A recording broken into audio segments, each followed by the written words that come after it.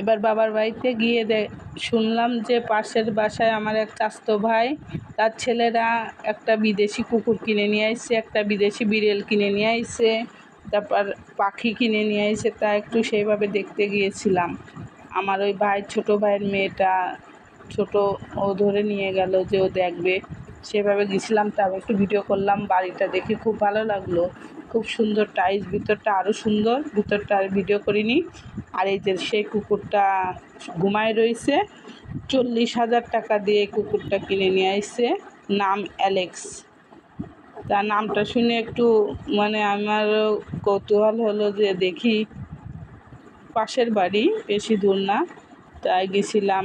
এই যে ও ঘুমাইছিল, ঘুম থেকে ওরে উঠাই দিল।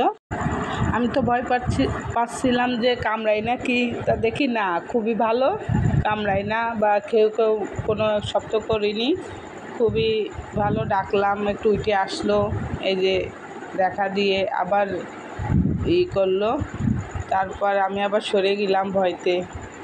দেখি কীরকম যেন শিয়াল, কীরকম হাইনার একটা ঢক।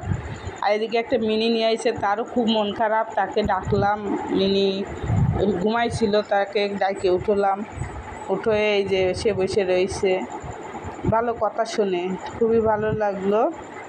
আর খুবই লাগলো, দেখে আসলাম। আর সে আমার বাইজিটা তো আসবেই না, অনেক কষ্ট করে তাকে নিয়ে আসলাম, সে মোটে ওই রেখে আসবে না।